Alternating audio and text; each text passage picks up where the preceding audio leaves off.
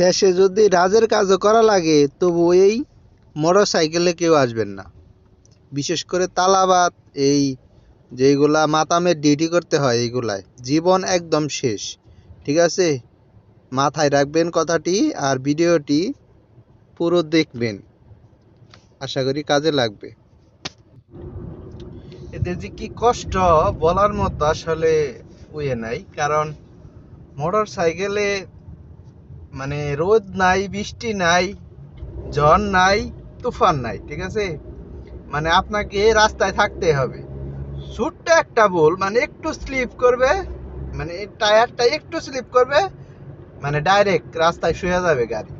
আর অন্য গাড়ি যে স্পিড থাকে, ঠিক আছে, মানে কুয়েতের গাড়ি বিশেষ করে মানে যে স্পিড থাকে বলার মতো না। এই স্পিডে মানে গাড়িটা পড়ে গেলে আরেকটা গাড়ি উপর দিয়ে মনে করেন যে অনায়াসে মনে করেন যে উঠা যায়, ঠিক আছে। তো আপনারা যারা মনে করেন যে কুয়েতে আসতে চাইতেছেন বিশেষ করে মোটর সাইকেলে, ঠিক আছে, সাবধান ভাই, ঠিক আছে, অনেক সাবধান। যদি আশা করে থাকেন তাহলে ভুলা যান ভাই, ঠিক আছে, আপনার জন্য ভালো হবে।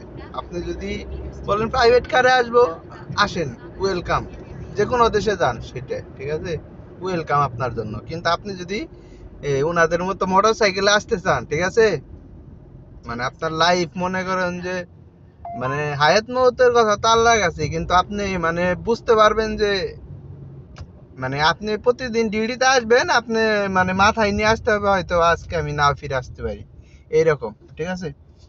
তো প্রাইভেট কারে মনে করেন যে কি যদি অ্যাক্সিডেন্ট হয়ও, আল্লাহ না করুক কারো এরকম জানি না করে, কিন্তু প্রাইভেট কারে কি অ্যাক্সিডেন্ট হয়ও বাঁচার চান্স আছে, ঠিক আছে, হয়তো বা গাড়ির জরিমানাটা একটু বেশি দেওয়া লাগতে পারে, কিন্তু আপনি যদি বেঁচে থাকেন অবশ্যই গাড়ির জরিমানা কিন্তু তেমন কিছু না, ঠিক আছে। গাড়ির জরিমানা আপনি কাজ করবেন, গাড়ির জরিমানা দিয়ে দিবেন, অসুবিধা নাই। আর আপনার যদি ভুল থাকে তাহলে আপনি দিবেন, আর যদি ভুল না থাকে তাহলে আপনার 1 টাকা খরচ হবে না, ঠিক আছে।